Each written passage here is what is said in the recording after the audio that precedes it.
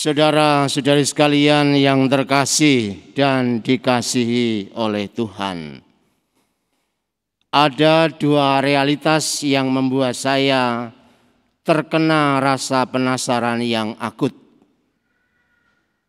Realitas pertama adalah misa jam 11. Misa jam 11 pasti perut mulai lapar.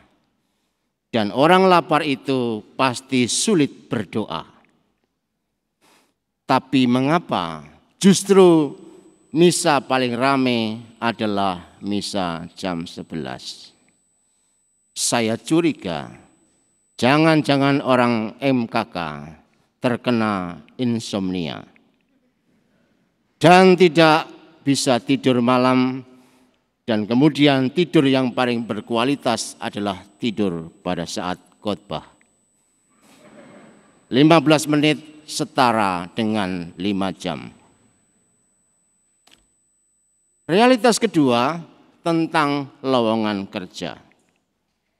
Coba perhatikan baik-baik kata-kata Yesus tadi. Panenan banyak tetapi pekerja sedikit. Mengapa sepi peminat? Saya curiga jangan-jangan orang Katolik itu sombong-sombong, tetapi bukan orang MKK. Bagaimana tidak sombong? Yesus tadi sampai frustasi dan minta kepada Bapa supaya mengirimkan pekerja-pekerja untuk kebun anggurnya. Dari kedua realitas itu, saya mohon Anda tidak emosi karena saya curiga dengan Anda. Sekarang mari kita cek apakah kecurigaan saya benar atau salah dalam 3 poin berikut. Yang pertama, dicipta untuk bekerja. Setelah alam semesta tercipta, Tuhan mengambil manusia itu dan menempatkannya dalam Taman Eden untuk mengusahakan dan memelihara taman itu. Dan setelah manusia diusir dari Taman Eden, Tuhan juga berpesan supaya manusia mengusahakan tanah dari mana ia diambil. Dengan demikian, hakikat manusia adalah mengusahakan atau bekerja.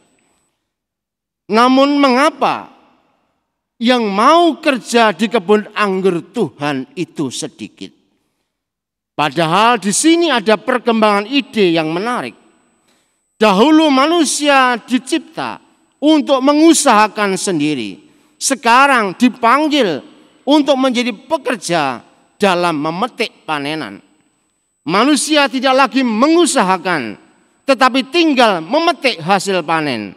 Pekerjaan sudah menjadi lebih ringan, tetapi banyak yang tidak berminat. Barangkali dunia kerja kita terlalu menarik. Akibatnya kerja menjadi berhala. Orang lantas lupa pada tujuan utama kerja, yaitu disayangi oleh bos utama. Dialah Allah kita. Manusia sudah puas bisa memanjakan dirinya dengan hasil kerja, sehingga tidak tertarik lagi untuk bekerja dengan cara pikir dan cara hati yang baru yang dikatakan oleh Yesus ini. Dalam kitab Amsal bab 10 ayat 11 berbunyi demikian untuk mengingatkan kita.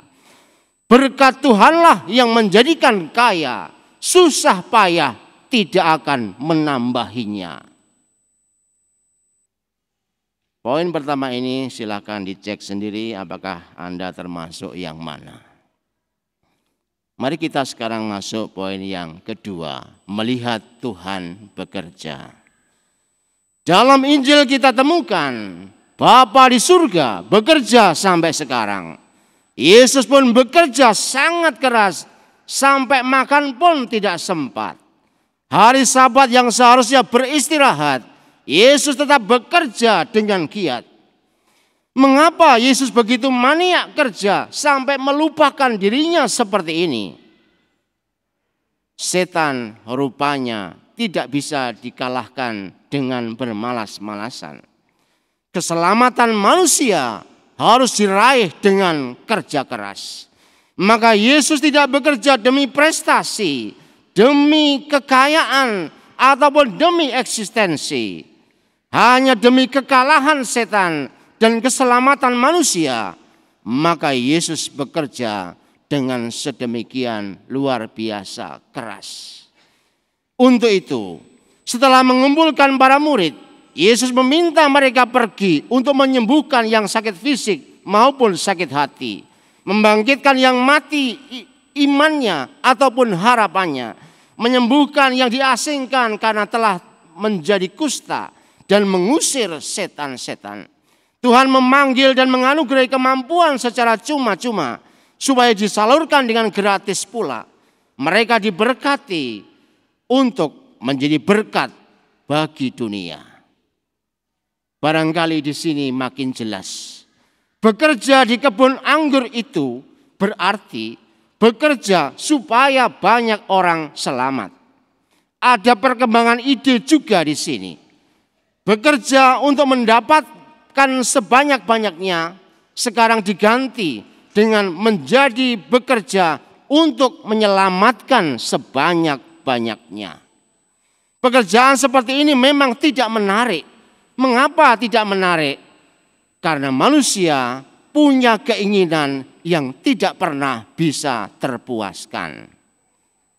Dan indikasinya adalah manusia suka koleksi. Suka koleksi mobil, koleksi barang-barang, bahkan ada yang koleksi pasangan. Terus kemudian meningkat dan meningkat terus pikiran manusia makin tidak puas. Tuhan hari ini mengingatkan kebahagiaan itu bukan memiliki banyak, tetapi memiliki yang paling penting. Dan untuk mendapatkan yang paling penting, yang paling utama yakni Tuhan, berarti bekerja supaya makin banyak orang diselamatkan. Silakan cek juga apakah poin kedua ini menyangkut pada diri Anda.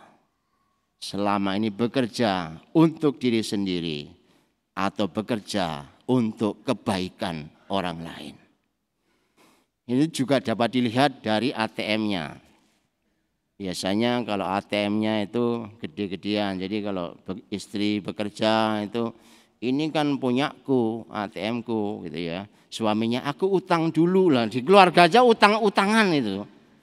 Itu bisa saja terjadi. Karena apa? Bekerja untuk diriku. Lalu poin yang ketiga, melihat akhir perjuangan. Agar kita tertarik untuk bekerja di kebun anggur Tuhan, yakni bekerja agar banyak orang diselamatkan, kuncinya ada di kalimat terakhir Injil hari ini. Yang berbunyi demikian. Kamu telah memperolehnya dengan cuma-cuma, karena itu berikanlah dengan cuma-cuma pula. Rupanya, semua yang ada dalam hidup kita ini semata-mata adalah anugerah. Memang Allah meminta supaya manusia mengusahakan, namun hasil usaha itu ditentukan oleh Tuhan. Hal ini dimaksudkan supaya manusia menjadi sempurna seperti Allah sendiri sempurna adanya. Oleh karena itu, manakala sedang makan enak, ingatlah orang-orang yang tidak bisa makan.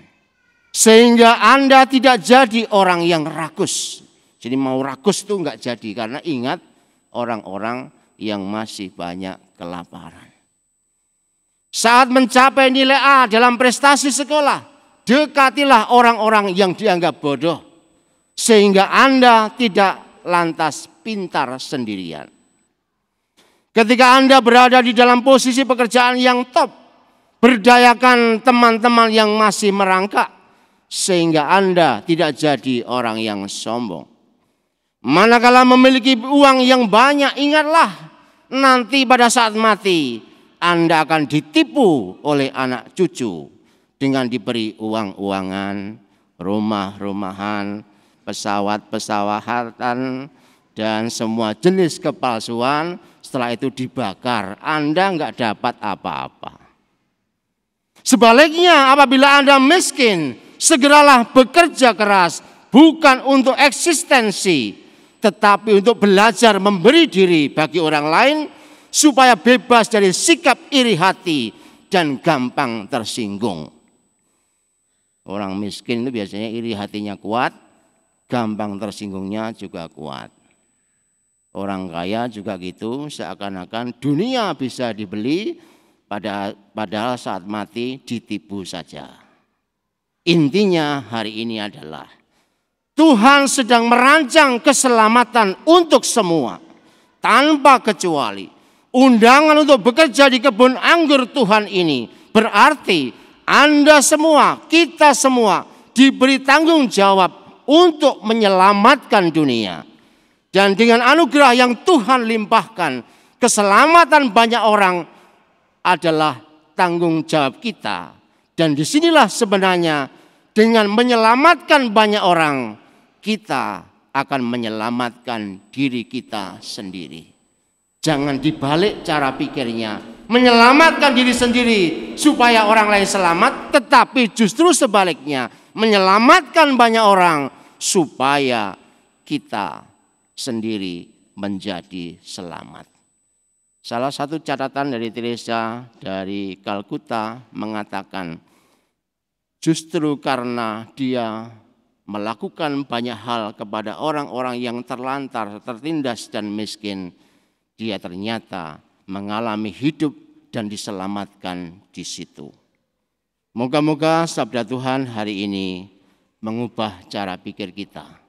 Dan Anda menjadi orang-orang yang tertarik dalam bekerja di kebun anggur Tuhan.